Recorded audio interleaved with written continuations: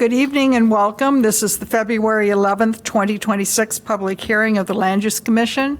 The City Code directs this body to hear applications for map and text amendments, special uses, including plan development, zoning relief, and appeals from decisions of the zoning administrator, as well as to make recommendations regarding the city's long-term planning goals and objectives.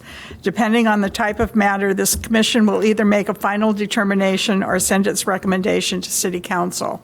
Ms. Jones, would you please call the roll? Commissioner Aravallo? Here. Commissioner Berlin?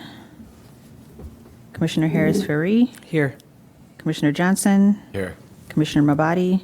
Here. Commissioner Mangum? Commissioner Merenchev? Here. Commissioner Pactel? And Commissioner Lindwall? Here. With 6 members present, we have a quorum. Also present tonight from city staff are Neighborhood and Land Use Planner Megan Jones, Development Services Supervisor and Zoning Administrator Jeremiah Bebo, Senior Planner Sam Hubbard, Sarah, Community Development Director Sarah Flax is in the audience, and Assistant City Attorney Brian George. This is a formal hearing, and there are rules that govern our proceedings. Most importantly, only one person speaks at a time so that all testimony may be accurately recorded. Anyone who wishes to address the commission regarding any matter on tonight's agenda will have the opportunity to do so at the appropriate time. Our procedure is to hear from staff on the documents on file and then receive testimony and other evidence from the applicant or appellant. The applicant is asked to limit this presentation to 20 minutes, although shorter presentations are appreciated. Following the applicant's presentation, commissioners may ask questions about the proposal and the standards for approval. The applicant will be given the opportunity to respond to commissioner questions. After that, persons wishing to make a statement regarding the matter will have a chance to do so. Any person with a legal interest in property located within defined notification requirements of the subject property may present evidence, reasonably question witnesses, or seek a continuance of the hearing. Each speaker will be limited to 3 minutes unless arrangements have been made for a group presentation, in which case up to 10 minutes may be granted at the discretion of the chair. Questions should be directed to the chair, who will compile a list for applicant response. The applicant will be given the opportunity to respond to questions at the conclusion of public testimony. I'd like to remind everybody to focus their testimony on the applications that are before us this evening and the standards that the Land Use Commission must consider in making final determinations and recommendations to City Council. When all the supporting and opposing testimony and statements have been heard, the applicant or appellant will be given the opportunity for rebuttal or a closing statement. Then the commission will close the record and begin deliberations to consider the standards. The commission will make formal findings of fact based on the testimony and evidence presented, guided by the standards, the commissioner's knowledge of our community, and recommendations of staff. All testimony is taken under oath, although we do not apply the strict rules of evidence. Please limit your testimony to the proposal as it relates to the standards contained in the zoning ordinance and corresponding staff recommendations or staff memorandum. When testifying, please state your name and address for the record and sign in on the provided public comment sheet. Our meetings are audio and video recorded. Please make sure that you are at a microphone when asking questions or making statements so that you can be properly recorded. All proceedings are subject to broadcast at a later date. Any matter not concluded at tonight's hearing will be continued to our next regularly scheduled meeting. There are 2 public hearing items on our agenda, and I just want to make sure that the applicant for 1716 Sherman is present. Okay. And then 1611 Church Street. Thank you. All right. With that, if you plan on speaking on a matter before the commission tonight, please raise your right hand to be sworn. And I understand we have some people on Zoom, so I'm not quite sure if you could do the same. Do you swear or affirm to tell the truth throughout the course of these proceedings? Okay, thank you. All right. I'd also like to note for the record that Commissioner Berlin has joined us, so we now have a quorum of 7 members. All right, the first item on the agenda is approval of the minutes from January 14th. May I have a motion on approval of the minutes? Madam Chair. Yes. I just had one really small edit, and it is on it's our page 7 of 146, Okay. and it's the paragraph that starts with Commissioner Johnson clarified. Could we just change that first sentence? I went back and re-listened to the tape, and it was a back and forth conversation between me and Mr. Bebo. So could we more accurately change that sentence to Commissioner Johnson clarified the applicant's street allows on-street parking up to the applicant's property, and then the rest of the sentence retain it, and asked about rules for distance between the driveway, fire hydrant, and parkway tree for safety and tree health. So it's just changing the first, the first portion of that. Okay. And while we're doing corrections, I actually have a couple of others as well. On page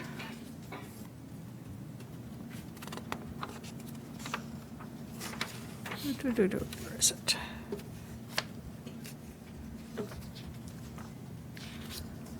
Well, on page 17 of 20 or 19 of 46 of the packet, right before we get into public testimony. It regards discussing the possibility of continuing the public hearing or continuing the public hearing on the second case, the daycare center. The last right before the public testimony thing, it says Chair Lindwall, and then it doesn't have the rest of the sentence. So either we could just, we should probably read Chair Lindwall, then open the hearing for public testimony. Did you get the spot? And then Yeah, and we can go back and look at the video too.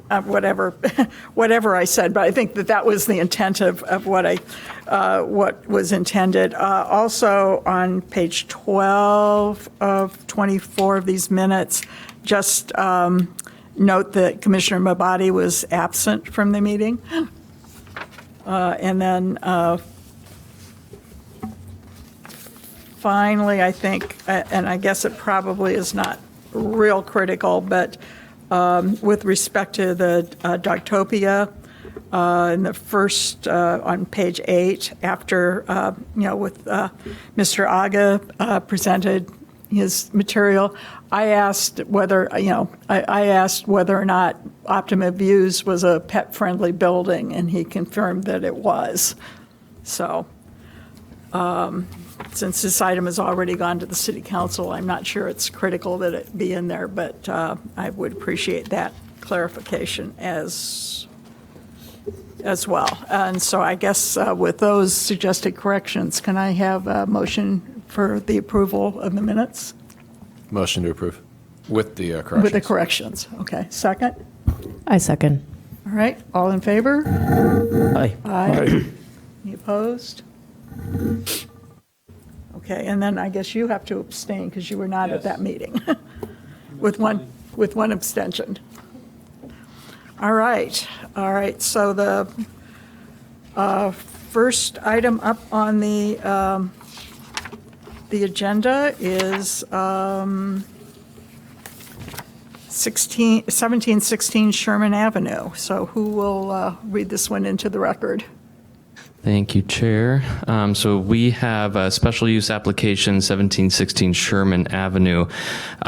Kurt Schauer of Night Owl Productions LLC is here as the applicant and requests a special use to allow a performance entertainment venue in order to operate a live music jazz club with bar service in the D2 downtown retail district, as allowed in section 6-11-3-4. The Land Use Commission tonight will make a recommendation to the City Council, who will be the determining body for this case in order with the section 6-3-5 of the zoning ordinance.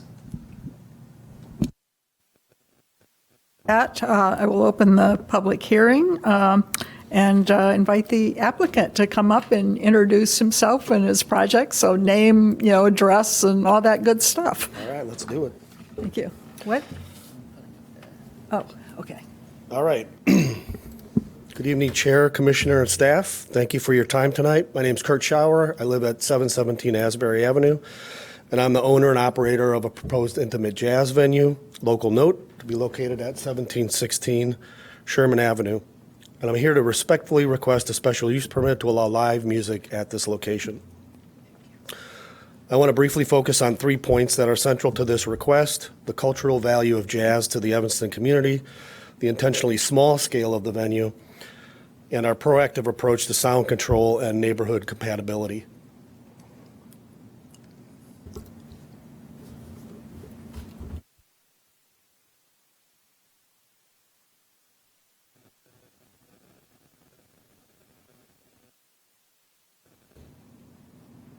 Okay. Let me keep going. All right. First, jazz is a uniquely American art form with deep roots in artistic expression, collaboration, and community. Evanston has long supported the arts, local culture, and creative expression, and this venue is designed to align with those values. The goal is to create a space that supports local and regional musicians while offering residents a refined but accessible live music experience, not a loud nightlife destination.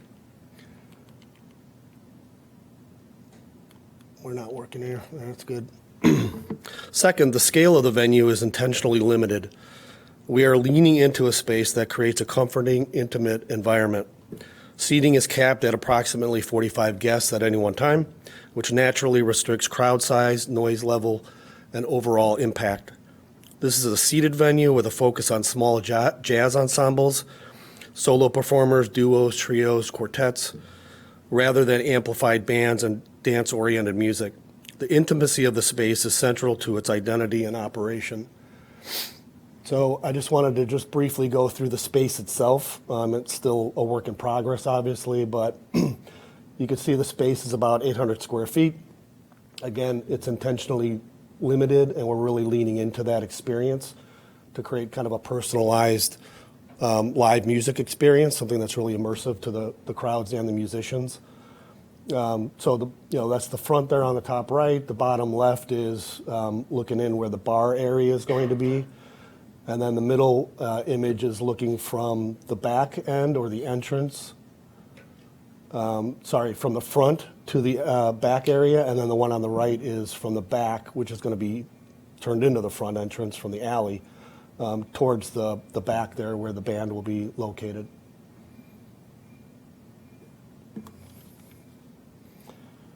And these are just some reference images. We've got hundreds of them that we use to kind of guide our vision on how we want this place to look inside. Obviously, subdued lighting. We want to create a really comfortable, intimate experience, something that our guests have a one-on-one with the musicians, and in turn, they have that back to the guests. And it's just creating a really nice experience. So when you come into this place, that's what you're experiencing. You're forgetting everything about what's going on in your life when you came into the place, and you're just really focusing on that experience and coming out with a really high quality experience from the minute you come in to the time you spend there and the minute you come out. All right, and then third, sound will be carefully curated and contained. Live jazz is largely acoustic or lightly amplified, and volume levels will be actively monitored at all times. There will be no DJ programming, no bass-heavy music, and no high-decibel performances. Doors and windows will remain closed during performances, and we'll work with the musicians and the staff to create an environment where sound lives within the room and not outside of the room. And if needed, the space will be treated to capture any sound leakage with baffling or whatever we need to do.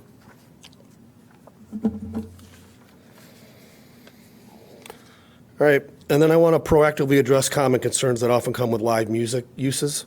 With its small capacity and seated format, guest arrivals and departures are staggered, which minimizes congestion and outdoor loitering. We don't really see much loitering unless, we choose to have some outdoor seating out there, which we're not planning on doing right now. Performer sets will be also staggered, so we'll have a couple sets per night that will allow the crowd control and the patrons to come and go. And again, guests are drawn here to experience the music and musicians, not to party. They're not here to go to, nothing against sports bars, but, we're not here to just, spend time drinking and doing nothing else than that. It's really about that whole experience. Cocktails are going to be part of that, but that's really just to kind of elevate and support the performers and the performances. From a land use perspective, this request is consistent with the intent of a special use permit.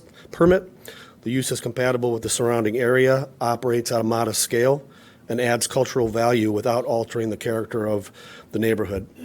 In fact, we believe this venue will enhance the downtown area, creating an elevated, vibrant micro neighborhood in that alley area that will attract much needed foot traffic. The music is an integral component to the overall experience, not an intensification of it. So in closing, this venue represents an opportunity to add a thoughtful, community-oriented cultural space to Evanston, one that supports artists, respects neighbors, adds value to the downtown district, and aligns with the city's broader goals around arts, vibrancy, and responsible development. Thank you for consideration, and I'll open it up to any questions. Okay, thank you. Commissioners, questions? It's got to be something. Commissioner Johnson? I see in our packet the hours of operation. What about the hours of music? Yeah, so it's still kind of formulating that, but in general, we're thinking we'll be closed on Mondays. Tuesdays and Wednesdays might be more focused on local talent and maybe, some of the schools, Northwestern, DePaul, Loyola, some of their jazz schools. So maybe that's something, like a 5 to 11 or 5 to midnight-ish. Thursday, Fridays, and Saturdays are going to be the big nights where we're going to draw in some good talent, some professional talent. So we're thinking maybe 5 or 6 to 1 a.m. And then on Sundays, again, we're thinking right now maybe that's like an open jam kind of session where local musicians or whoever can come in and out and do their thing. And that's probably going to be like a 5 to 11-ish type of thing. Sundays are going to be kind of light. So would the music actually start right at 5, or would it be more like a 6, or you come in and get settled and the music starts later? So that's kind of, I think, where. Yeah, for sure. When we open up, we'll have piped in music going. But we're thinking again, 2 sets. So we'll have a 7:30 to, maybe 9, and then a 9:30 to maybe 11. So those will be like 2 sets going on within that night, where we'll actually have live performances. The rest of the night will just be, ambient music going on. So the live music starts an hour or two after opening and ceases about an hour before closing? Yeah, I would say so, yeah. Okay. Yep. And then can you tell me about your plan for signage and wayfinding, directing people to enter through the alley rather than, perhaps former patrons of the vintage antiques place might want to go through the front door, and I see that's the performers are right up against the front, right? Yep. So Yep, how do they're you? in that little window area, Yeah. and then, just slightly out in front of that, but in that general area. So that's a great point, and that's, again, one of the things we want to lean into is this kind of mystery, right? It's not just a storefront that you're walking into. You kind of you have to go through this alley. And Steve Rogan here, our landlord, has done a great job with that alley neighborhood, right? He's got the ballards there to kind of create that little micro neighborhood. So, it doesn't look like a scary thing that you have to go down this alley and try to find your way through. So just starting with that, it's a nice kind of entrance. From what is the storefront now, we're going to have our awning out there, which is a really nice kind of low-key signage, there's no lighting or anything like that. On the window itself, we're going to be doing, again, some more branding on that. And then in the doorway area there, in that vestibule area, and then to the side window there, we're going to have signage that kind of directs people to go through the alley. And when they get through the alley, there'll be more signage, like, we talked about maybe ghost signs on the brickwork, kind of guiding people to where they need to go. And once they get to that kind of feeder alley, they'll know we're going to carry on those party lights that are strung up there now down that alley. There'll be a doorman out there, and there'll be other signage out there so that they'll know where to go from that. Thanks. But I want to make it clear, like, we don't, we're trying to create something that's kind of low key, so, but still where people know. And I think once people know where it's at, and we start building that brand, people are going to know where to go. And if they don't know where to go, they're going to hear about it, and they're going to want to go try to find it. So, we don't want to have any kind of, gaudy signage and these bright lights, all kinds of crazy stuff going on, because, we want to save all that, not the gaudy stuff, but we want to save all that excitement for when you get inside of there. So it's really like this whole experience where you're kind of, going through this little journey to get in there. And then once you get in there and you open the door, then you're kind of immersed in this space with some of those pictures you've seen. Yeah, and looking at how your architect laid out the interior of the space, it makes complete sense to put the bar in the back and the stage in the front and the entry in the back. Yeah. I just had to wrap my brain around, kind of flipping the orientation of that retail space, but it sounds like it'll work. A fun story quick is, when we were looking at that space, we had the same thought, like, man, I don't know how this is going to work, because, if you got to put where you're going to put the bar, and, you have limited space, which, in some sense, it really forces you to think out of the box and think creatively and figure out how you create these really nice spaces with not a lot of room. And then again, while we were standing there, Steve said, well, why don't we just flip it? Because you guys are looking for this unique way to get in, a little, I don't want to say speakeasy, but that kind of a feel to it. And we could just flip it and you come through the alley. And then that's when our, lights went off, and we're like, okay, that could work. And it could be pretty cool. And I think, again, once we get this thing all set and ready to go, and we really build out that brand, it's going to be something really unique, not just to Evanston, but the North Shore area too. So, Thanks. thank you. Other questions? Commissioner Berlin. Hi, thank you. I love jazz, and I think downtown needs a nightlife, so I'm excited about this. Is this sort of like, it feels like the vibe you're describing is a little bit like the Green Mill, would you say, in Chicago? Like smaller, but this sort of like, if you know, or no? It's. You feel like the Green Mill's not, if you know, you know? I think, for many reasons, Green Mill is on a whole different level. And in fact, one of our team members, Chris Anderson here, used to manage Green Mill for 12 years or so. So he's got a lot of great experience. That goes with, I don't want to get off track, but that goes with, us getting a lot of really good talent and a lot of good shows in there. But I always tell the story. My daughter moved down to Brooklyn last year, and I went out to visit her, and we went to the East Village in Manhattan and went to a small, really small jazz club called Mikros. And it's owned by the same people, I think, as Smalls, which is another small bar. Imagine that. But that's what I compare it more to. I mean, this is in the basement of a landmark, building, so they didn't really have to do much to it, and it's a little bit grittier. But they did a great job of creating that really, they've got a tiny area. It's more linear than ours, but they did a great area, a great job of creating that little area that is unique to that space. And, people talk about it when they go in there and they visit, and that's what we want to have happen here. So, in general, the overall vibe might be like a Green Mill, but the experience in the space is much smaller than that. So that's kind of what I was getting at. I'm just thinking this through, because 45 people is a low number, especially if you're talking about bringing in national acts on the weekend. So I'm just sort of thinking about like crowd control in the event word gets out. Yeah. You could sell that out in 5 seconds, right? So like what's your... We could, but again, they're going to be staggered. We're going to have 2 sets a night. I mean, great. If it's really popular, maybe we have 3 sets a night within that confinement of operating hours. I don't know. Right now we're thinking 2 because that seems more manageable. And that front window will stay a window, so people walking down the street will have a view from the back into the club with the band? They'll have a bit of a view. not an entire view, but they'll have a bit of a view of seeing what's going on. Yeah, It's not gonna be okay. totally closed off.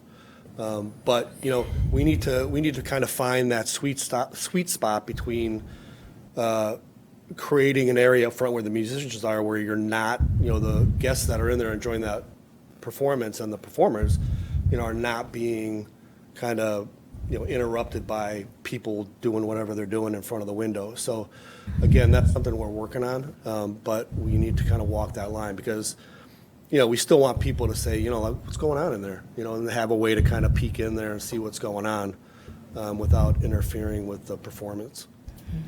Yeah, okay, thanks. Hi, I got a Commissioner Mabadi? Thanks. I have a few questions. Trying to understand the business model. Are you selling tickets for program? We're not show? selling tickets. Right now, we're not going to sell tickets. Now, I see. you know, again, maybe like you're saying there's a national act comes in or somebody from space comes in and they want to do an Right. after show or something Right. with a couple people. You know, maybe we do a ticketed event like that, but for right now, it's just going to be a cover charge and you can So just walk that's in on the street. That's the ticket then, Yeah, basically. is the and I mean, cover. that's one of the things that we want, again, to bring, because right now we've got phenomenal ticketed spaces like Space and Studio 5, but that's a planned event, right? If you're going out for dinner and you want to stop off somewhere before you go out or afterwards, or that's your night, I mean, you can do that on a whim. You don't have to plan that out ahead of time. So someone paying a cover charge, they could come in and sit for both sets then? They could. I mean, we're working on that because, again, at like Mikros, for example, you know, you go in there, you pay your cover charge, you have your drink for that set. At the end of the set, the lights kind of come up, they take your, you know, they close out your tab, and then that's it. Most people usually leave. You know, if they want to stay, that's something we got to figure out, but I see. So that's a business thing you're trying to figure out. Yes. Okay. Do you guys have any thoughts about having any outdoor seating in the alley in the back? we are not thinking about that right now. Again, these are all future things. What I really want to do right now is I want to be laser focused on opening this Sure. venue and creating something really phenomenal and building that brand, right? So that, you know, if it happens in 6 months, great. But in a year from now, when it really takes off and people really know what it is and they're coming in, you know, then we can start talking about, we got a lot of great ideas like that, but I don't want to overextend myself right now. So one last thing is just kind of on a side note. The front window is an interesting challenge to meet. I was in a bar in Washington, D.C., and it was very narrow. Yeah. It had a window, and what they did is they created kind of like a chair rail that wasn't on the window, but like it created a chair rail where it forced people to look up here. And what they saw up there were they saw the upper bodies of people playing, and it was kind of like that was the presentation. So the whole size of the window was not distracting because they were focused on just one portion of it where they could see through. So there might be some things there because that would really be cool if you could figure that thing out, because it's kind of an odd piece to the puzzle having a street front window sash that's kind of like the performance stage. Yeah, right. And that's a great idea, and that's what we're thinking of, but, you know, doing it more as like maybe either creating, you know, fake window panes on the inside to kind of break up that mass of glass, or something that's more like a vinyl graphic on the inside, where graphically we're kind of creating that forced viewing area. I just want to be careful about stuff we do on the outside, because one of the things we don't want to do is create a loitering space, and all of a sudden, you know, you got a big crowd standing out in front of the window. Yeah. But I appreciate that idea, and it's definitely, you Or a know, big arrow pointing around the well, corner. you know, that's one of the Stenciling things. into the glass. That's one of the things we talked about on the door right now is, you know, that would be covered with a full graphic, so you can't see in, but it'd have our logo and then, you know, entrance this way or something, and one Right. of those kind That's of great. fun little hand, you know, pointing arrows. So it's stuff like that that I think we can create a way for people to find it. And I think, again, once they know it's in the alley, that there's already a nice kind of entryway into that alley, Yeah. the main alley, to get in there. Well, that was an entertainment venue 50-plus years ago when I was a child, so the varsity over there. So it's nice to get some live action over there. Yeah, and I again, I don't want to, I know we want to keep going here, but I'm really excited about creating, I keep calling it that little micro neighborhood in that alley there, because I think there's great things that can happen in there. And, you know, that's a little destination within itself, right? It's not, you're going there for the club, but it's also a cool little neighborhood that's off the beaten path there. Anyone else? Commissioner Mierenchev? I will expand a little bit the things that Commissioner Mabadi mentioned. How will you make some interest during the day with the storefront? Because this is important for us. This is a very populated area, and it is good to have some interest. I mean, it's an interesting question. It's like, honestly, we haven't really thought much about it because we're a nighttime event. Yeah, I know that, but it's good to kind of not be completely Yeah. blind or closed storefront. Yeah, and I think that, right, exactly, because we don't want to give that impression either, that there's nothing going on. Yeah. I usually ask this question. I know that it's a matter of design and thinking, but keep in mind that we as a city are interested to have these storefronts live Yeah, all the absolutely. time. Yeah, yeah. And, you know, maybe, I don't know, I can't say now, but I think that's definitely a good point to, you know, minimize the dark hours as much as possible on the storefront. That's a good point. Get a holograph, What's that? a performance, in a holographic performance that Yeah, you there could you have go. something All going right. on. Anyway. Do we have grants for that or no? Okay. No? Okay. Anybody else? I have a couple of questions. First, I'd like to reiterate my fellow commissioners on the importance of maintaining some sort of an active storefront. While I understand, you know, creating an intimate space, but, you know, there are a lot of daylight hours, and it's really kind of important to have something of visual interest for the pedestrians that are, you know, frequenting. Sure. So I think whatever you can do that maintains an active, you know, storefront feel, even though that's not going to be where the entrance is, would be Sure. Yeah, important. absolutely. The other question I have is kind of what's the demographic? Is this, you know, over 21? Does this cover, you know, do you have, I mean, I know obviously you want to sell drinks and make money with your cover charge, but, you know, is this intended to be at some point a, you know, family venue or not at all? It's a great question, and again, it's one of those things we've discussed, right? I think, again, to launch this, it's going to be a 21 and over, Okay. and we really need to get our feet on the ground and get that thing going and baked, and once it's baked, we've had that conversation. It'd be great, because I remember going to Tommy Nevins was here when my kids were really small, and we'd go there on a Sunday, and there'd just be local musicians, and they're doing their thing, and kids running around, and it was a great experience. I don't know if we want that kind of informality, but Yeah, you but know, I mean, even- but you've got a college crowd, yeah, we're in Yeah. a college, and not all of them are over 21. Absolutely, and we've heard a lot from a lot of the students, not that that's our main focus, but we've heard from a lot of students that would love to go to a place like that.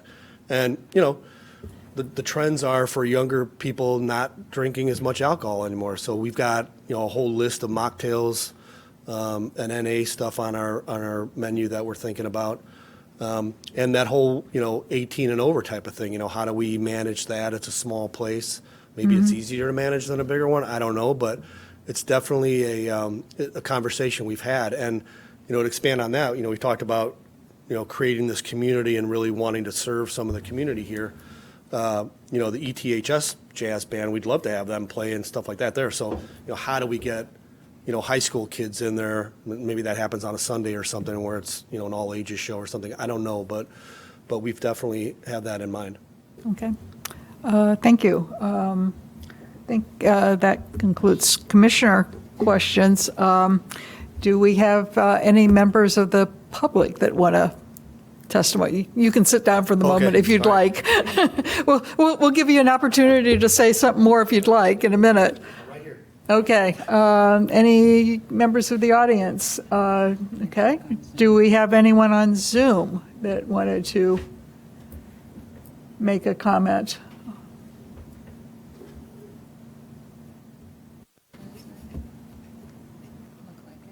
Okay. Well, in that case, I think Now that you've sat down, you actually do have an opportunity to make a closing statement if you want, and otherwise, you don't have to. I appreciate it, and thank you for your time. Okay, in that case, I will close the record for public testimony, and now it's commissioner deliberations. So general thoughts on the project? I think it's great. I think, Northlight Theater is going to be coming online in this summer, and the more that we can do to promote entertainment arts in the downtown area, it's just another feature that advances the attraction of the central core of Evanston, and I think that this is a very strong step in the right direction. The issue regarding dormant storefronts, I want to point out that there's a lot of businesses that are on a by appointment basis only that are closed during the day or sometimes during the day. So it's not like there's constant commerce at the retail level unilaterally in Evanston. One thing you might want to consider maybe is having like some workshops or things that the community might be able to engage in during the day. That, you talked about the school. I know that, for example, Northlight is doing some extensive work with Evanston Scholars and ETHS, and I think they may be doing some things with Oakton Community College. So there is opportunity to create some kind of corollary venue of activity during the day that might not conflict with your point of existence, your profit point, but would also, or it could be contributing to your profit point, but it would definitely meet the challenges of creating utility during daylight hours. So there is some things there to consider, and we would hope that you would, or I would hope, speak for myself, that you would consider that.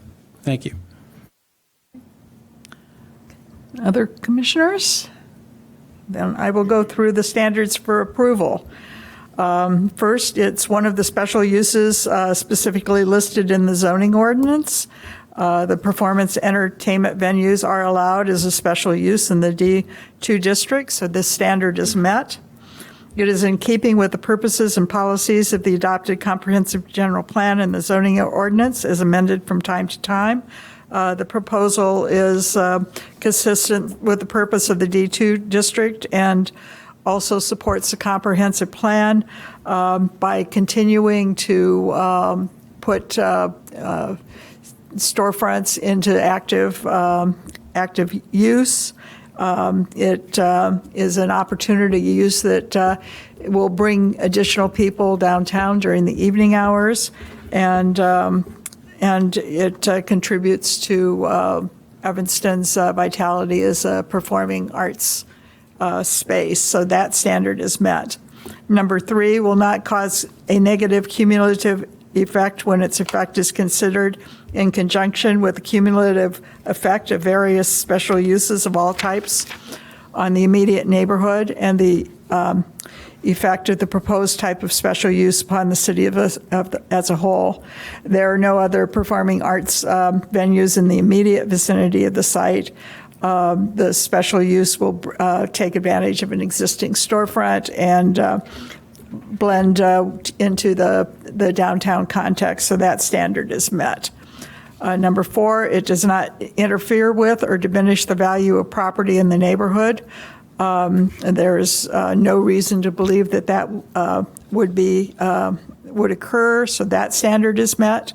It can be adequately served by public facilities and services. This is an existing storefront that has been served adequately by city facilities and services, so this standard is also met. It does not cause undue traffic congestion. The use, there are nearby parking facilities. The size of the crowds are intended to be limited. And actually the facility really will operate at hours that are not during the prime daytime hours. So this standard is met. It preserves significant historical and architectural resources. The proposal does not impact a historic resource, so this standard is also met, or actually it's really not exactly applicable. It preserves significant natural and environmental features. There are none on the site, so this standard is not applicable. And it complies with all other applicable regulations of the district in which it is located and other applicable ordinances, except to the extent such regulations have been modified through the plan development process or a grant of a variation.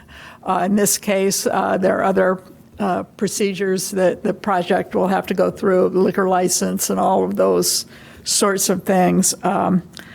But we assume that the necessary approvals will be obtained, so this standard is also met. Any disagreement with the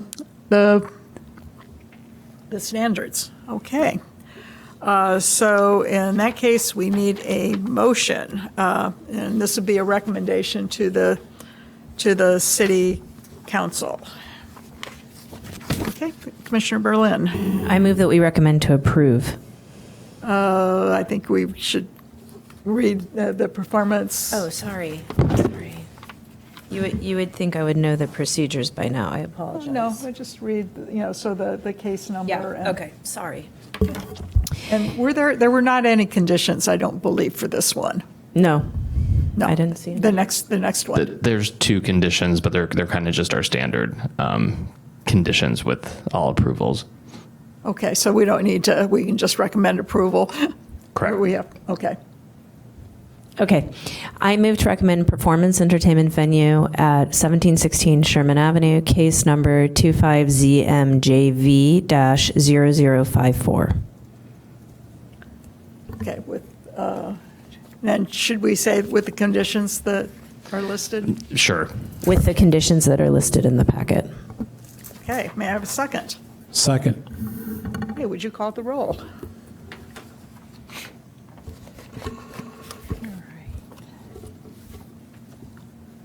Commissioner Aravalo, Yes. Commissioner Berlin, Yes. Commissioner Harris-Ferry, Yes. Commissioner Johnson, Yes. Commissioner Mabadi, Yes. Commissioner Mudinchev, Yes. and Commissioner Lindwall. Yes. So with 7 in favor and none against, this project is recommended to move forward to the city council, and you can work with staff on next steps. Thank you very much. Thank you. Good luck. Yeah, good luck. Yeah. All right, and that concludes that public hearing. So the next item on our agenda is the public hearing for 1611 Church Street. So who's gonna? Chair, I can read that into the record if What? like. Okay. The applicant, Tom Gorcheron of CSE 1611 LLC, has applied for an amendment to rezoning ordinance number 59-0-24 to authorize modifications to the approved development plan. As part of this application, the applicant requests approval of 2 variations. The applicant may seek and the Land Use Commission may consider additional variations as may be necessary or desirable for the proposed development. The Land Use Commission makes a recommendation to the City Council, the determining body for this case. Staff is recommending approval of the application subject to 5 conditions of approval as outlined within the staff memo. Okay, with that, I will open the public hearing. Mr. Gershon. Thank you. My name is Tom Gergeshon. I live at 1107 Hull Terrace in Evanston. We're here this evening to, one, sort of update everybody on the status of the project. It's been before you in the past. And to sort of address some of the challenges and issues that we're dealing with, which are founded in our request for some additional zoning support. For anybody who wasn't perhaps present at the time, the base building is about 12,400 square feet of Bow Truss warehouse building that, with the architectural plans that we have, allows for another mezzanine level to be put inside the building. So the way it is cut up, it's sort of in a townhouse arrangement where each unit has a front and a back and 2 levels within. And they vary between, depending on where they sit in the building, they vary between 2 bedrooms and 2 baths and 3 bedrooms and 2 baths. Kitchen, living, dining, other kind of accoutrements. In addition, what we're looking for is to add an additional dwelling unit. It really sort of came out during the initial zoning process that we went through with you folks, where we were trying to find a compatible ADU for the project to satisfy the inclusionary housing ordinance. And we couldn't quite get it, and the building wasn't big enough, and the compatibility, and they had to be contiguous and of approximately the same size and all that stuff, and we just couldn't do it. So, you know, we ended up doing an alternative to that, which was paying a giant fee. But what lingered as we got into the issues that are affecting the project, we found that this thing was going from basically break even. It was never a profit thing. It was way lower density than a highest and best use analysis might let one consider. So at the time we were looking at 7 units. We did some reconfiguration of the planning and an area that was set aside for common area functions. We had exercise, we had an office, we had a yoga studio, we had an art room, we had a workshop, and then we had sort of a communal kitchen, sort of like in a co-housing scheme where we're trying to consciously do social integration among the residents in the building. What we ran into, we're kind of blindsided by, were really 2 things. One was the tariffs that were placed on construction lumber. You know, it's a little bit of a gray area, but I would estimate about 80% of our lumber material, construction lumber, comes out of Canada. So we also had web trusses that were in there. When I called the American fabricator who made the stuff, I said, "Where do you get your lumber from?" He said, "Well, mostly from Canada." So we were kind of hit on the side there, kind of considerably. The second unfortunate characteristic was the situations with immigration and ICE. I think, as everybody knows here, you know, a good bit of the construction trade industry are from out of the country or had been out of the country. But what we found was that a lot of people just said, "No, this is not worth it." But even the people that were citizens and were packing their passports in their back pocket just said, "Look, you know, call me when it's over." So we lost that project resource that we had. So the 2 things that we were looking at was increasing the number of dwelling units that we can have in there by 2, by converting what had been on the very north end of the property, had been these sort of common area spaces designed for different functions, consolidate that space somewhat. So in a 7-unit building, we had over 4,000 square feet of common area with different functions identified for those areas. We continue to have the same functions, it's just in about a 25% less footprint, if you will. It's now kind of consolidated over on the south end of the building. Still have a workshop and an art room that is in what had been a converted 3-car garage, which is a good sized space. And that'll be, woodworking shop and art space. So among the commitments that we made early on, and I'm happy to run through this, that the property is all electric. As a matter of fact, they had natural gas service going into the site, and we had it pulled out in there. So the buildings are all pre-piped for solar. I keep crossing my fingers that the price of that stuff by the time it's installed is going to get a little bit more reasonable, but we have that in there. We removed, I would say, 95% of the paving that was on the site. You know, as an industrial building, it's all kind of paved. It's either asphalt or it's concrete, and that was all pulled out. We excavated down about 6 feet to put in very complicated and expensive stormwater management system that just, as an aside, and I'll get to that in a minute, as an aside, added about $65,000 per unit cost to each one of the dwelling units to get that in and satisfy MWRD.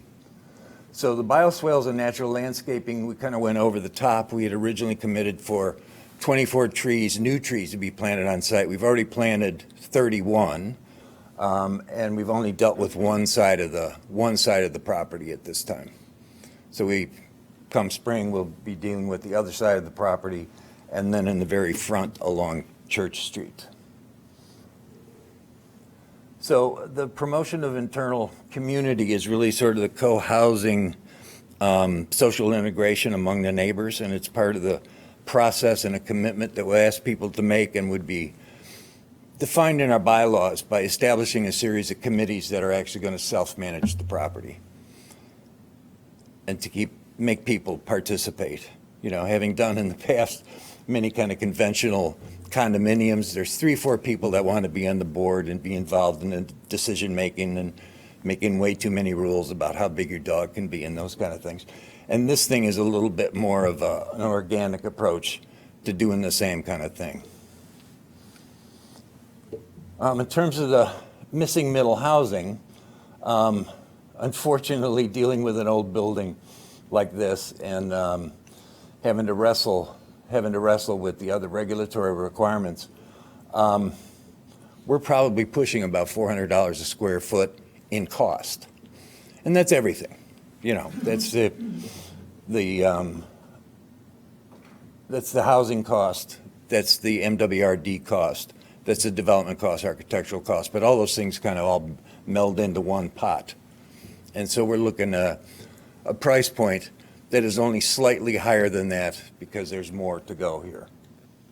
So an increasing the density adds more housing stock to the city.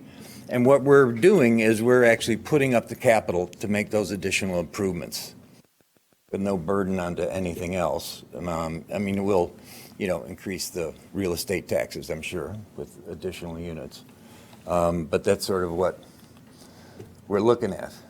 This is sort of before 3 days ago, maybe, to give you an idea of what we're doing.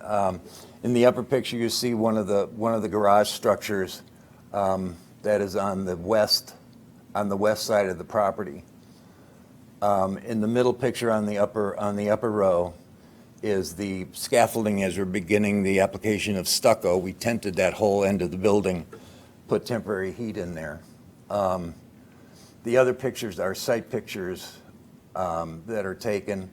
On the lower row, on the left side, there are 31 of the trees we plant, both deciduous and carnivorous trees.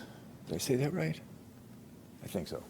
On the west side is where we put out those large glass panels are off the living rooms of each one of the units. They measure about 12 feet wide, 12 feet tall to let the daylight come in. So what we're asking for is on a 4-bay garage, which has a footprint of just under 1,000 feet, to put a 2-bedroom, 1-bath, living, dining, kitchen unit on the top of that garage. And that is the upper photograph in the right corner, upper right corner. To the left of that is sort of a diagram of what that unit would be sitting there. The arrow points to the location of that garage, which is far to the east of the property and to the north of the garage that sort of fronts on the garage building that fronts on Church Street. In addition to that, there was an original issue with the rear yard setback on the north end of the property. So when they built this thing like in 1926, they built it almost right to the property line. There's about 8 feet between the property line and the back end of the building. So what that does, when we wanted to raise the roof and create an additional bedroom, so the building is kind of going in a curve, and if we raise the roof on the west side of the building, you actually get usable space in there. So, but that was sitting, that particular space is sitting within the rear yard. So one of the things that we're asking for is that we get a variance to raise that roof up and create an additional bedroom space on that unit.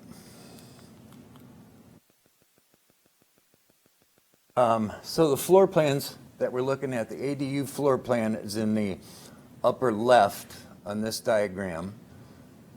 Below that, I think, I can't see it really well from here, but I think below that is some of the common area spaces where we consolidated activities and functions, and it actually works out a little bit better for efficiency and community and the like. And the bottom two in the center and on the right are the impact on the elevations for that building.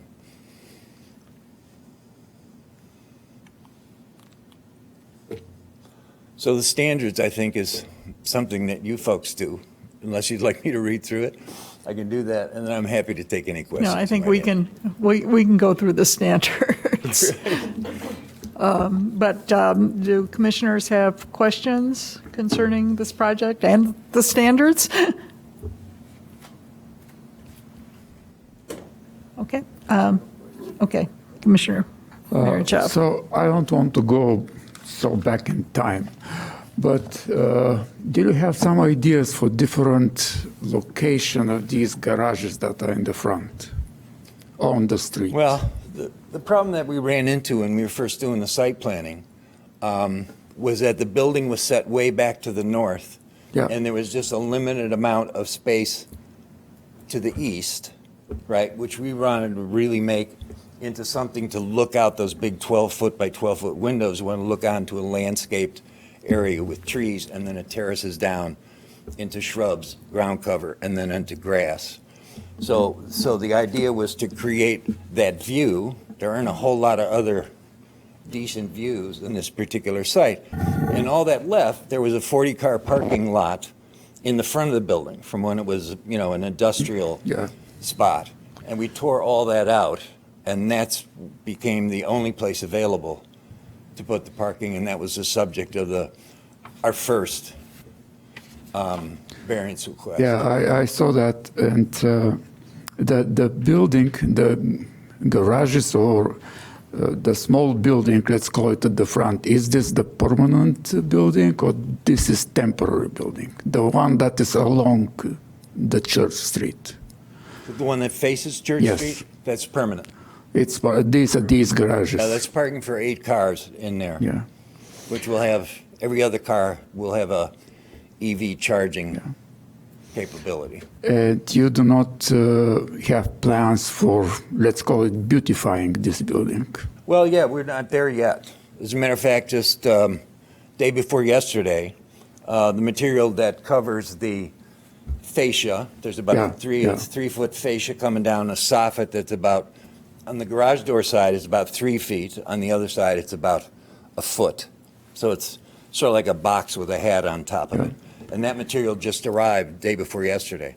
Okay. So, you know, it's been kind of a tough winter in terms of getting things done. But, I'm yeah, asking these it's gonna be questions done. because it seems a little bit, let's call it, unfortunate that the street is framed with the garages only, and they somehow prevent the, let's say, pedestrian eye to go inside and see the building, the residential part, even the interior, let's call it landscape park, because I see that you intend to do these things. You intend to do a park, let's call it park area, in front of the garages on the street side, Correct. and that's good.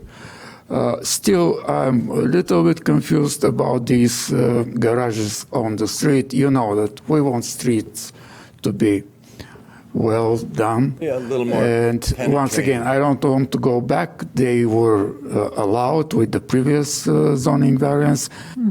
Probably the building was already permitted. So it's just a comment. I simply discuss with you options Yeah. to make it better. Well, we were conscious of not just building a wall along Church Street was not the intention. So what we did was by putting punch-through windows Yeah. in each garage, one to get some daylight in there at any time of the day, but it also kind of softened Yeah. what could have been a very you will severe still blank wall. you still have a chance to work with your architect on some better things. And I was even thinking, and I did not go through all the problems with the zoning, but if you want to make some additional improvements on the front, being like, I know ADUs are not allowed on the front, but something that is on top of the garage is simply making it better. Some of these functions that you put down in the back, if they could be on top of the garage, so that my point is the street needs a little bit more. Softened. Yes, Yeah, well- the garages, they make this wall, no matter how you do it, probably it will remain a wall. I understand. So that's to my make- intent. I believe you understand me, and do. an I effort do. in this regard will be beneficial. Yeah, and we do have pedestrian access to the street, both on the east Yeah. and the west side. And we are planting along the building to soften what is now a stucco facade up to the level of windows. And it'll probably be done with some grasses and the like that are compatible with. Well, what once we're again, trying- you have good architects in the team. You'll work with them Yeah, to create good. something better. I have a couple of questions. Yes, ma'am. We understand that your price point is somewhere around $500,000, or that's Better. or that's what you'd like. The question is, does that $500,000 incorporate the $268,000 you've already paid for the inclusionary? That's all in. Yeah, So in my vernacular, that's all part of project cost. okay, so conceivably, if and again, the Land Use Commission is not going to weigh in on the your request for the relief from the inclusionary housing. But I think my point, what I'm trying to get at is, all things being equal, had that not been required, the units could sell more for $70,000, something less. Well, between the 268,000 and the Well, 520,000 with the MWRD. Now, I'm old school, and when I used to build stuff as a younger man, we did gutters and downspouts, right? And you splashed in the yard or whatever. This was over $500,000 worth of improvement that we did, and I understand the environmental issue, and I understand stormwater management, I really do. But it was kind of a belly punch. yeah. They have to confront that. So, but getting back to the inclusionary housing fee, if you're not successful, then essentially that would add yet another $118,000 to the cost of each unit. So instead of selling. Under the new Yeah, program, yes. so instead of having the units able to be sold at $500,000, they'd be above Another $600,000. 100 and whatever it is up. Okay, Or frankly, we wouldn't do it. yeah. Because if you think about it in terms, this really isn't an investment vehicle, this project. This was sort of a intentional, low-scale, I don't want to use the word, but kind of a socially integrated thing that we were trying to put off. And so we purposely left the density very low. I mean, that site is an acre.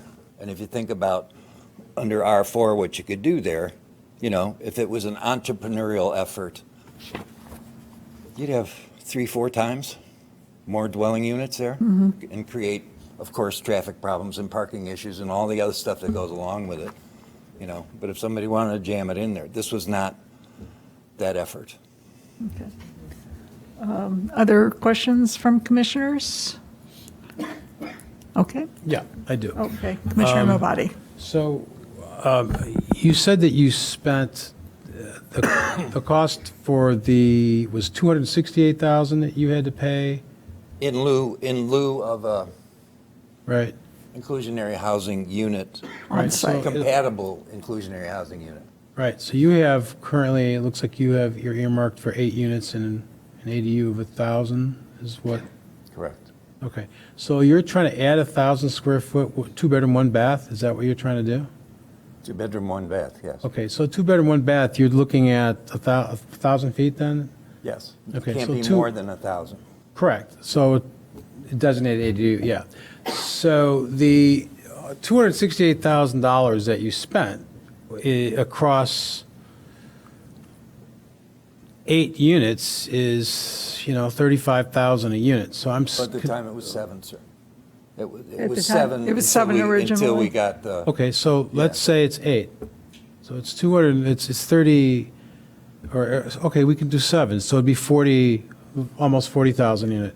So when we're talking about the price of going from in the 4s to 600, I'm not following the jump. It's a triple jump per unit across the cost load of, so where's that coming in at? That's because the city has determined that because this is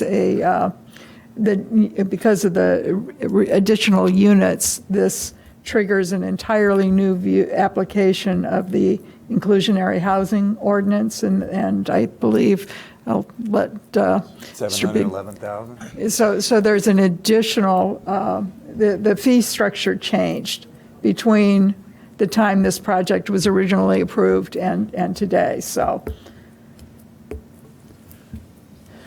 So I will let staff How explain much of an that. increase, I mean, how short would someone be if they were coming in right now? 268 versus what it would be now? Be $1 million. What it would be $1 now million would be, I dollars? think it's 711. What are we at 125 yeah. a unit? What was that? I'm sorry. 100. Total, yeah. No, to step around the inclusionary housing ordinance, you would be paying how much per unit above 5? Is it 4 or 5 units? I don't recall at the moment. You would be required to pay a flat fee at about 711 or 733,000. But how's that calculus? What's the calculus to It's drive? based on the number of bedrooms of the affordable unit that's required but not provided on site. I mean, is there a simple math formula for that? No, and this is I wish. It's complicated, and part of the complication is that, to this point, is that they're in between 2 ordinances. So they were approved under the previous ordinance, and now we're under the effect of this ordinance. But because they are providing, they're going to be offering the cash in lieu. If they were under today's ordinance, based on the number of units that they're providing on site, they would owe just the one fee in lieu of 733,000 and some change. So just to complete the project as it was initiated, it would be the 268. You want to add a unit, you need relief so you don't get slapped with up to 7+, is what you're saying. Basically, they paid the fee in lieu Yeah. for the original project with Right. 7 units. Now that they're adding 2 units, according to the, calculus, the it would- calculus, they would be required to have a payment in lieu of $1,070,000. There's some discrepancy, I think, between that number but and basically, there's a substantial additional fee for the additional makes sense. inclusionary housing units.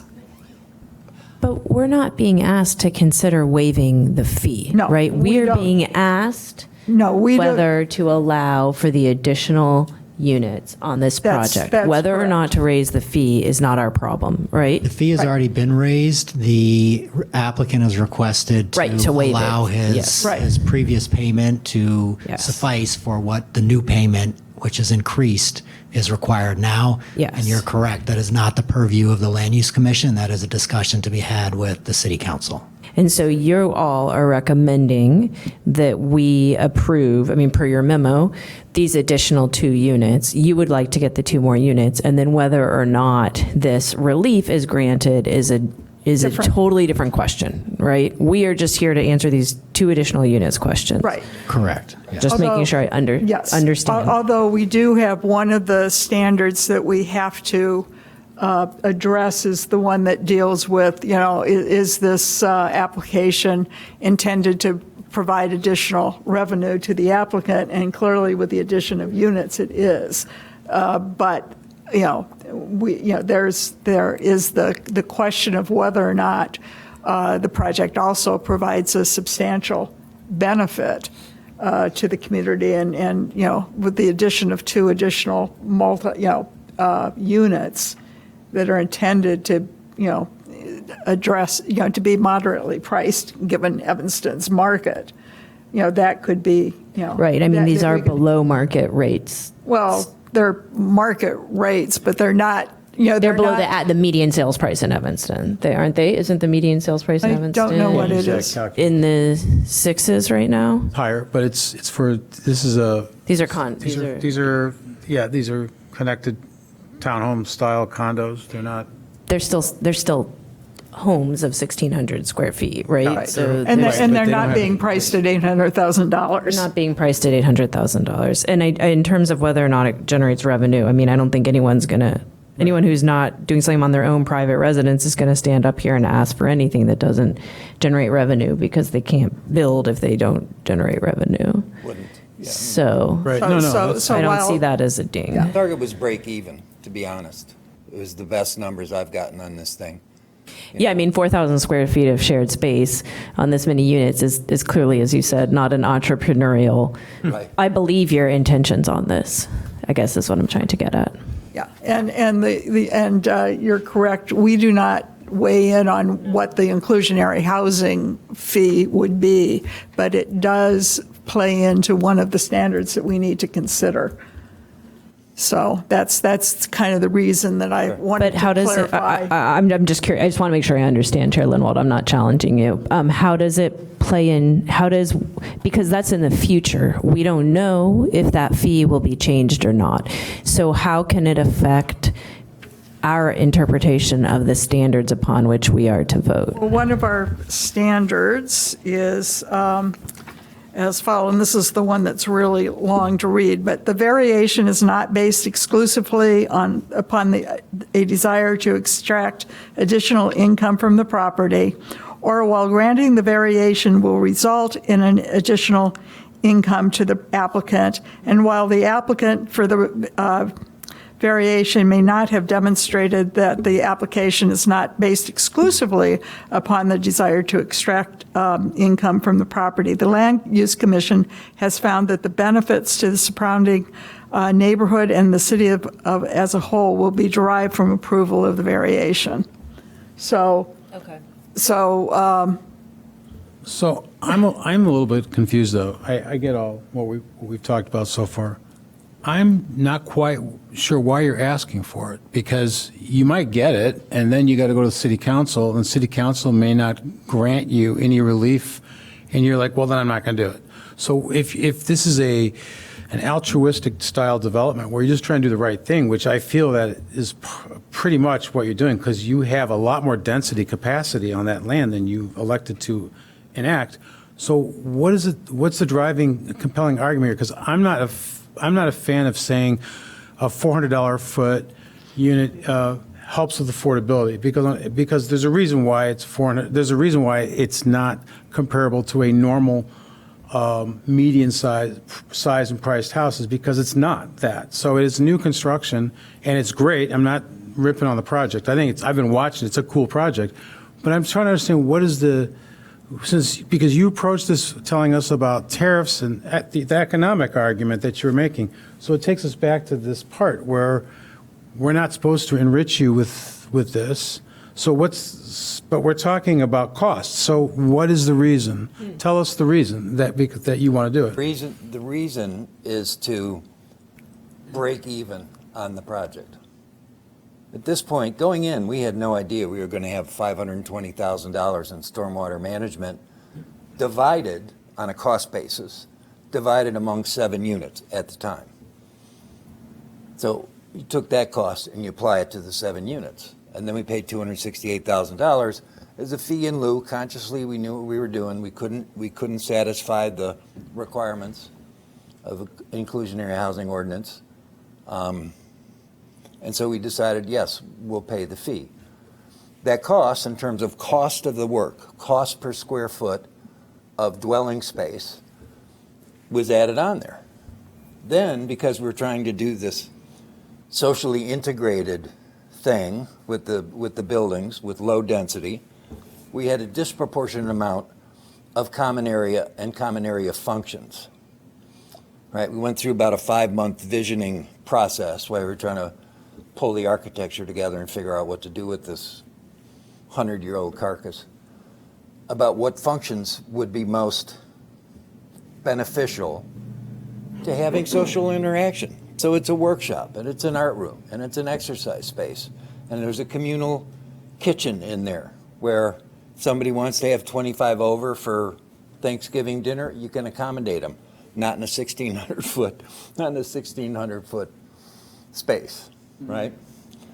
So the idea was to take that risk, find like-minded people who wanted to do this. And at the time, when I started doing this with the principal investor, I didn't even know what co-housing was.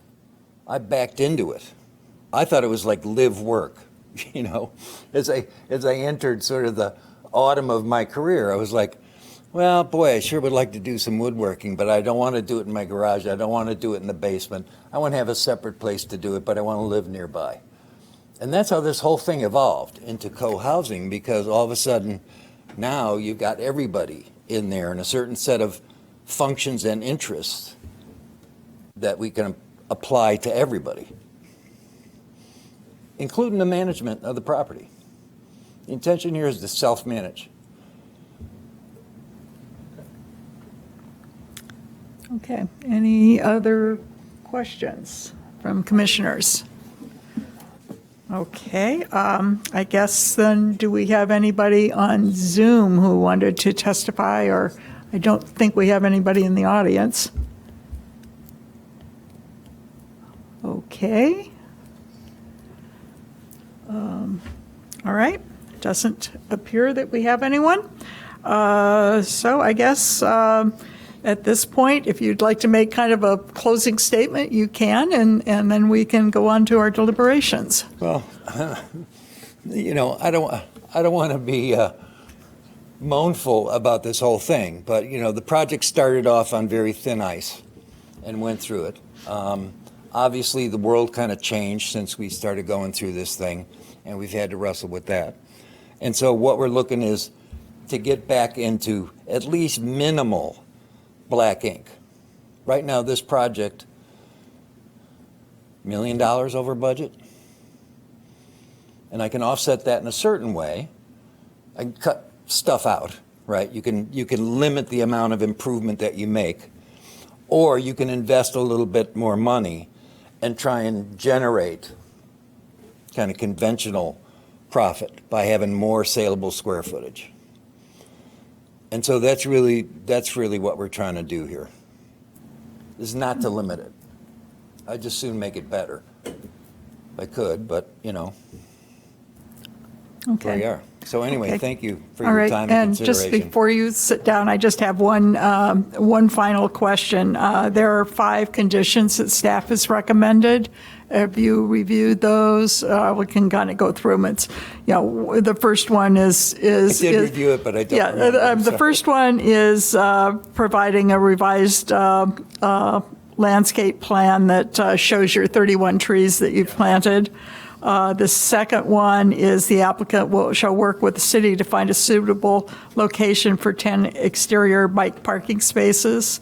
And then you'll have to show those on a revised plan at some point. Well, we have to resubmit anyway, so that's. Yeah, and the then intention. 3, that the applicant shall modify the proposed deck at the northeast corner to be a minimum of 4.5 foot setback. I Right. think that was one that you would acknowledge that you would do. Then you're going to construct the associated improvements as described in the application materials. Yes. And then there'll be, the ordinance will be submitted to the Cook County Recorded with Cook County. I think it's the applicant shall record any ordinance authorizing an amendment to ordinance 59-024 with the Cook County clerk and provide to the city a copy of the recorded ordinance prior to the issue of the building permit. So those are the 5 suggested conditions. Yes. So those are all acceptable. Yes. Okay, thank you. With that, I will close the record for public testimony. And we're on to commissioner deliberations. So, thoughts? Okay. Go ahead, Commissioner Berlin. Okay, I feel this is a tricky one. So I'm going to say my thoughts to my fellow commissioners, and I'm genuinely curious to think this through together, right? Right. I'm just going to throw it out there. I am disappointed that the IHO unit wasn't done. So let's put that aside. For better or for worse, that's the past.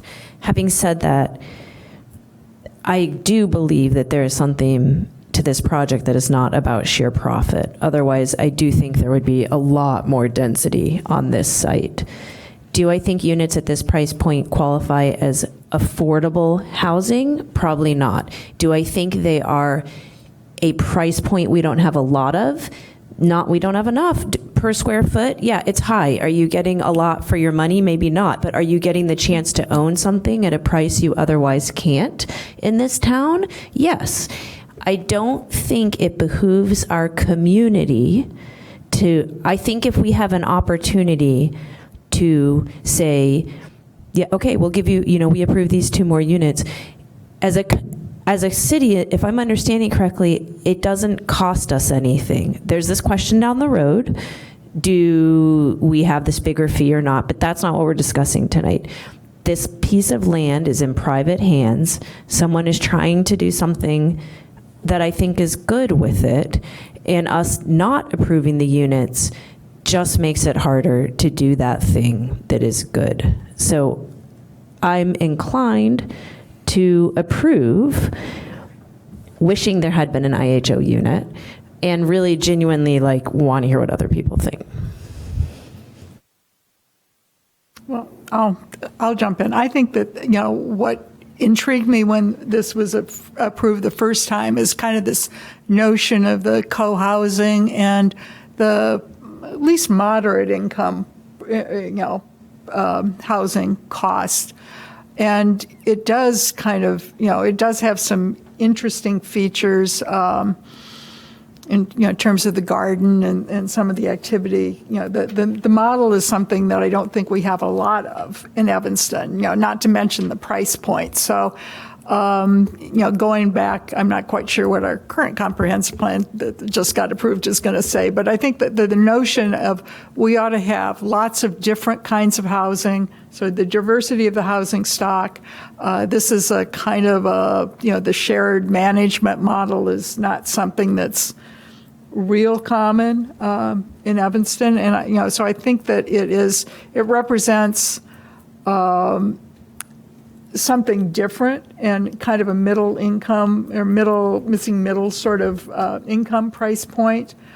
And frankly, I think that what else are you going to do with an adaptive reuse of an industrial property? You're going to tear it down. And you're going to propose something probably denser. I think that the fact that this is not a rental project, it's intended as an ownership opportunity is good. And I think, and quite frankly, I'm troubled by the fee in lieu and what that does to the price point of the housing to begin with. I was concerned with that the first go around, but suddenly making the payment in lieu of $1 million. I mean, that adds, spread around 8 units, that adds close to $100,000, and that puts the the units out of the reach of the kind of families that we probably want to have in the community. So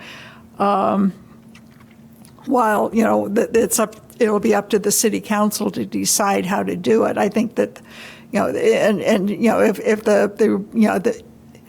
if I think I'm actually kind of pleased almost that all the financial challenges and whatever means that instead of 7 units on this site, there will be 9 units on this site, I think is also a positive.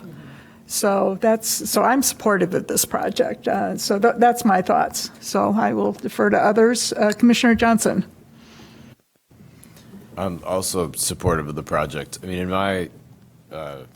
in my opinion, it does meet all the standards, and I know you're going to go through that in a second, but in particular, I want to highlight that standard number 3, the alleged hardship or practical difficulty is peculiar to the property. This property's got a lot of peculiarities to it. I mean, the building is way too far back. It's situated basically in the middle and rear yard of the property. It's too far. It's too close to the rear lot line as it is, and there's no other place to put an ADU. This gentleman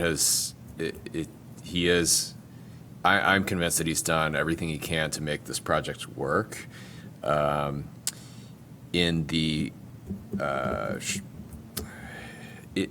the guises of what we approved previously. And I think that what he has proposed is reasonable modifications to what we deliberated and approved previously. And some of these hardships, it's not just about where the building is sitting, but it's the building itself.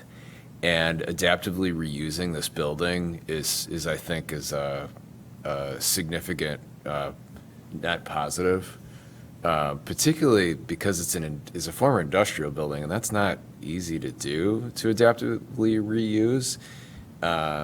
And I do greatly appreciate the stormwater mitigation. I know MWRD has some expensive requirements, but they benefit us all, and we're going to have less flooding all over Chicagoland in a generation or so from now.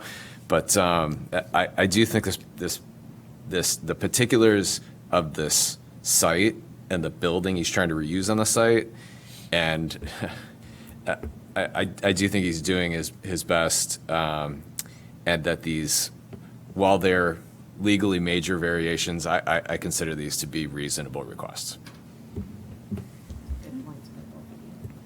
Okay. Any Commissioner Merichev? So I will support this project. It's a good project, and at the end of the day, you'll have really interesting dwelling units. The challenges that Commissioner Johnson talks about, they are real challenges, but at the end of the day, the units are really cool, as we they're going to be very call unusual. them. So I would support it. I'm kind of disappointed at the previous site plan that put these garages in the front, and I never will like that.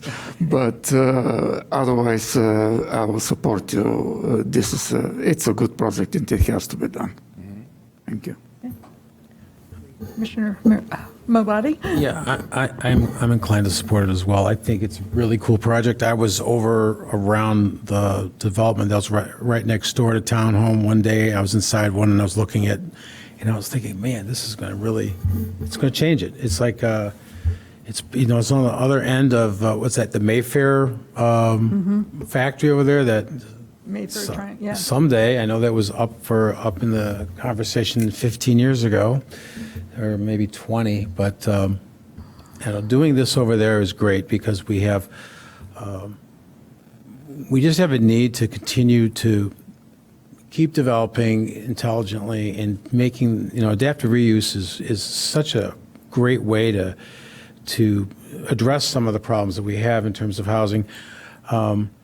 The thing is, you made no bones about this, that you were not trying to do this as an affordable project. Obviously, you're paying a huge sum of money for that. And,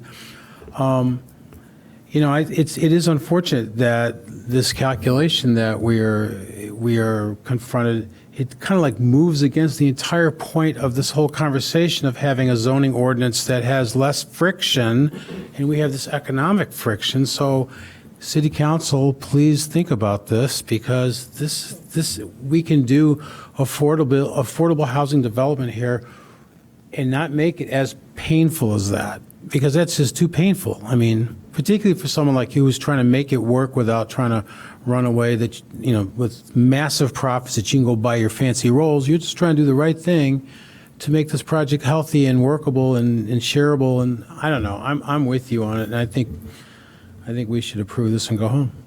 So. I think what I'm struggling with is the standard 5 about not extracting additional income, because I think that is what housing is, right? Extracting additional income, and that's what we're facing right now. And so I'm just struggling on how to parse that one out, that this is being built to, yes, to like even out the project and have it break even, but isn't that still additional income, right? Like It is, but overall. yeah, but we can also then, that kind of goes on, and, unless we found that the public benefits outweigh the, getting the additional income. So the additional income is needed to have the project, be financially viable, so you don't have to sell units at $600,000, you can sell them at $500,000. And the other benefit is you get 2 more of those kind of middle income units. Yeah, So I think I that's just kind of, so yeah, I mean, it clearly, the 2 additional units are going to generate additional income. The question is that a reasonable trade-off? And then the other question is, if the project, is no longer financially viable, I mean, are we left with a, does the project get abandoned? We don't want to see that either. Right, sure. And I hear that some of the cost issues is with tariffs and other unfortunate realities of our federal government. But I do want to echo Commissioner Berlin's comments on, it's one inclusionary housing. I wish just the one affordable unit was done, because then, is that then creating a hardship on having potentially these further fees rather than just building the one. Well, the problem, I think we could defer to staff as to kind of how the fee gets calculated, but and just kind of reading through some of the materials in the packet, it appears that like HOA fees come into play. I mean, there are a lot of other costs of ownership that kind of come into play with the calculation of the fee, which my understanding, again, and just reading the materials in the packet, was that kind of is a part of the impediment for actually building the unit on site. So it's, and again, I would have to defer to staff, and, clearly we're not the folks dealing with the inclusionary housing ordinance, but, it was clear in the initial application that, there were impediments to actually making one of the units inclusionary on site, in terms of who could buy it, and whether or not you're subsidizing one buyer over another. So I don't know if staff wants to weigh in on some of those issues, but Sure. The standard reads, if additional income is being generated by granting the variation, which I think we all would agree is true, that the applicant if the applicant has not demonstrated that the application is not based exclusively on a desire to extract additional income, the Land Use Commission has found that the public benefits to the surrounding neighborhood and city as a whole will be derived from approval of the variation. So those public benefits are additional missing middle income housing. The public benefit could also be that without granting this, some of the sustainable features and abundant landscaping within the project, because the project is not solvent at this point, those things are going to have to start being cut from the development to keep it, outside of the red or less outside of the red. So these are things that are public benefits for the city to have: sustainability, landscaping, missing middle income. And so if those are deemed public benefits, while there is additional income, they are furthering public benefits, the standard would be met. That was staff's finding. You know, and one of the things, we hear the word additional income, and it kind of, when we hear that, we think of it as enrichment. And I don't think of this as enrichment. I think of this as trying not to get your head cut off. So that's, if you were coming and saying, I think I want to, do this and that, and that's going to add, it's going to take me from 8% profit to 15% gross margin profit, and that's what I want to do. Will you help me out so I can make a few more bucks? That's not cool. But this is a different situation where you've been sideswiped by market and political conditions that have made, and some, just the going in choice to do it the way you did, that, I don't look at this as income. I look at it as revenue, but not as profit. As profit. It's not profit enhancing feature to this. It's reducing your loss is what I'm. So you can sit down actually, because we're actually in deliberations. I think we've Way past my bedtime, you guys. I got to tell you, I get up at 5 o'clock in the morning, go to work. So. All right, So, thanks. but I mean, we'll keep talking, but we don't need to have you standing here. Okay, are you ready for me to go through the standards? All right. Standard number 1, the requested variation will not have a substantial adverse impact on the use, enjoyment of, or property values of adjoining properties. Rear yard setback for the raised roof addition is located at the rear of the site and is abutting an industrial land use. It's setback over 16 feet from the western side yard property line, which is where the code requires a minimum 5 feet. The addition would be approximately 22 feet in height, where the code allows a maximum of 35 feet in height, and it really is fairly moderate in intensity. So this standard, I believe, is met, as we've discussed. The development, the site allowances with respect to the building are kind of unique because it's an industrial building that was set far to the rear of the property line in the first place. And really, it's a fairly minor departure from the variations that were approved in 2024. Number 2, the requested variation is in keeping with the intent of the zoning ordinance. I believe this standard is also met. Again, the setbacks, the height is below that allowed in this district. The side yard setbacks, the other setbacks and variation requests are really related to the location of the existing building on the site. So that standard is met. Number 3, the alleged hardship or practical difficulty is peculiar to the property. Again, we're dealing with an adaptive reuse of an existing building and changing the use from industrial to residential. So in part the difficulty is created by the presence and location of an existing building on the site. So I believe this standard is also met.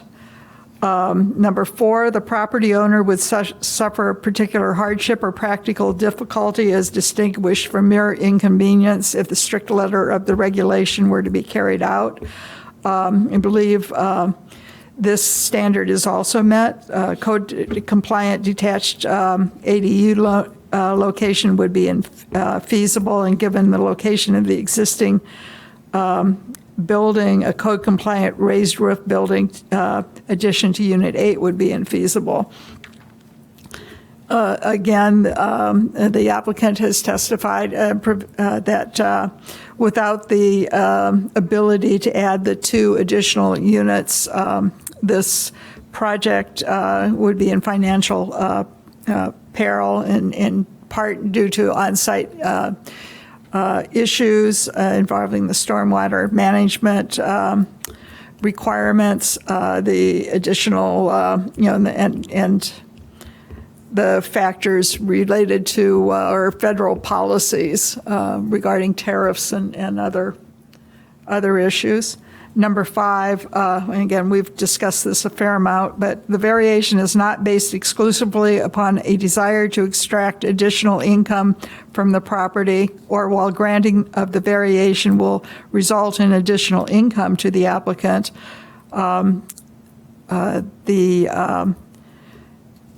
The application is not based exclusively on a desire to extract additional income from the property. And the Land Use Commission has found that public benefits to the surrounding neighborhood and the city as a whole will be derived from the approval of the variation that include, but are not limited to, any of the standards in section 6-3-6-3, which is the public benefits discussion. While there will be additional revenue generated by the property, again, this is a for sale property, so any additional income would be, a one-time benefit, and that additional revenue is needed to, make this project, maintain the financial viability of this project.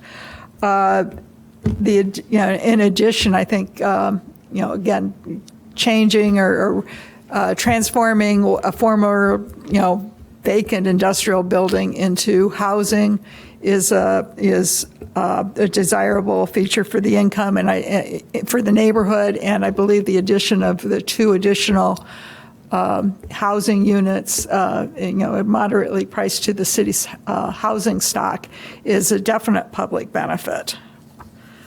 Number 6.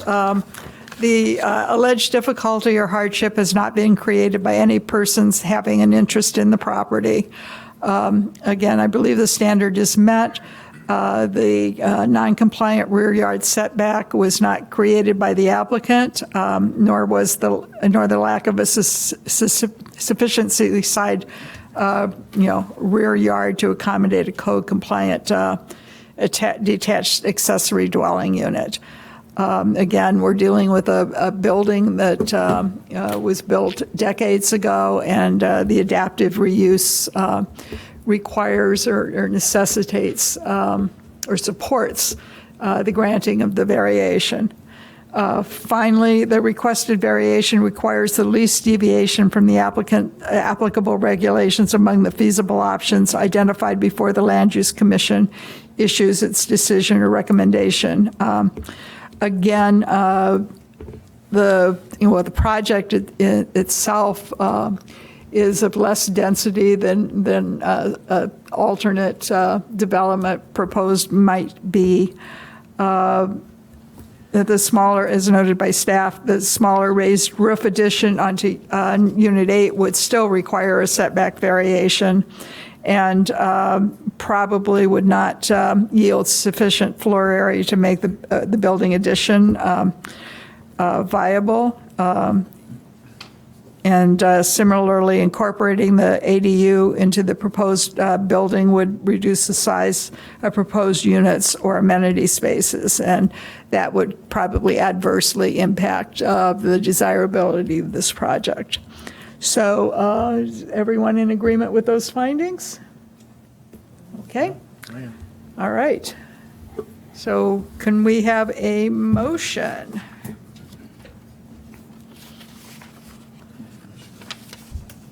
Would you like to borrow that? I got it this time. Okay.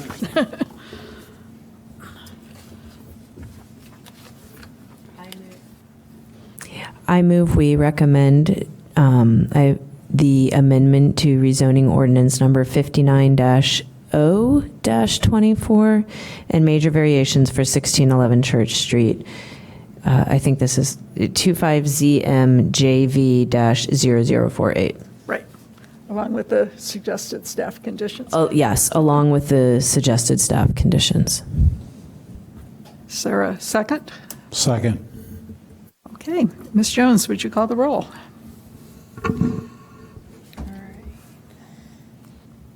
Commissioner Aravalo, Yes. Commissioner Berlin, Yes.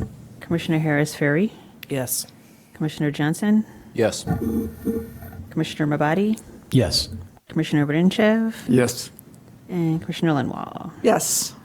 So with a vote of 7-0, the motion carries, and you can work with staff on next steps. And good luck with City Council. Yeah, good luck with the whole project. If anybody wants a tour, please feel free to give me a call. Yeah. Okay, with that, I guess this public hearing is closed, and we're now on to other business. So would you like to, Yeah. you can explain what we're doing? Yeah, so tonight, so we will be having the commission vote to appoint 2 of its members to the zoning code working group. So this was a working group that was requested by City Council and supported by staff. And the Rules Committee at their last meeting appointed 2 City Council members to this working group. And so we, in addition to those 2 City Council members, we will need 2 commissioners appointed to that group. And this group will be working with city staff and with the selected consultant for the zoning code update going forward. The purpose of this group is not to get into the weeds of the rules and regulations within the zoning code, but to work with us and the consultant to help guide the project along. So it'll be about moving the project forward, making sure we're hitting timelines, working on, extending those timelines if necessary, and just working as another sort of form of oversight on the process, and through a means of collaboration, obviously, with the 2 bodies and with others involved. Who are the council members that are on? Council members Rogers and council members Newsma Okay. are the 2 from City Council. And I guess was suggested that for the Land Use Commission, and we're open to discussion, that perhaps it would be appropriate to just, appoint the chair and vice chair, since this is not a drafting exercise. And this process is intended to run through the end of 2028 at this point, so there could be, staff changes. I know my term ends in July of 2028, so, I will probably not be on the commission as the new ordinance works through the process, but that would, could be a way of just kind of keeping it sort of official. But if somebody else wants to, really feels passionately about this, but it's not intended to be the drafting. That is clear. It would be the consultant and the community involved. And just in reading through the proposed scope of services, the draft that the council will be considering, it's pretty clear that this is intended just as a kind of a monitoring. Correct. And of course, the commission, together in large will be involved through, regular meetings, special meetings, et cetera, on issues related to, the meat of the document as we go through the process. But this group, in a slightly more informal setting, will meet, and we're anticipating once a month virtually, but it could be less than that, just kind of depending on where we are. And are you and Commissioner Pucktel okay to do that? Yes. Okay. And we well, received confirmation from, and I know you expressed some interest. only as well. if we were, I would be very happy. I feel like the 2 of you would be a great mix to represent our commission and would be totally fine with that. I just didn't know if you all were short. So I said I would do it if you needed it. But And I did confirm with Commissioner Pucktel this morning. that he would do it? Yeah, and that just to strikes me as confirm. very appropriate in terms of you guys are the chair and vice chair. So personally, I think that's a great solution. And again, we'll obviously, it's a coordinating role. Yeah, exactly. And hopefully, depending on how the scope of services and the contract, work out, the commission will have some role, at least advise, in the drafting. But I think just in reading through the scope, it's pretty clear that the intent is really to involve the community Yep. in this Well, and process. I think It was we're all a- clear it's yeah. not like a decision. I think it's very clear that it's not about trying to figure out the zoning ordinance. It's about just trying to keep things moving forward. I think none of us, It's are confused about what it herding is. kittens, so to speak. Herding kittens, like keeping us. Thanks. I saw some of the public comment about that, and people saying it's important this be open, and I think everyone wants it to be Yeah. transparent, and I think that's great. So Okay, I certainly would support that approach. We need a vote. Okay, I move to vote on recommending that the chair and vice chair of the Land Use Commission serve on the working group. Second. Okay. I think we can just do a voice vote. All in favor? Sure. Aye. Aye. Any opposed? No. Okay. with And that- I will say publicly, thank you, because being on the Land Use Commission takes a lot of time, and adding another monthly commitment is a lot. So I, for one, appreciate you doing that. Okay, well, thank you. Again, public comment. We don't seem to have any members of the public present or on Zoom, so with that. I had one quick announcement. Sorry, I apologize. I Right. forgot. I wanted to introduce the commission to our newest planner. This is Taylor Gendel. She started with us just over a month ago, and she will be another planner who you guys will interact with frequently for special uses, major variations, plan developments, etc. And so, yeah, welcome, Taylor. Oh, thank you. Okay, with that, we have a motion to adjourn. A second? Second. Okay, all in favor, say aye. Aye. Aye. Thank you.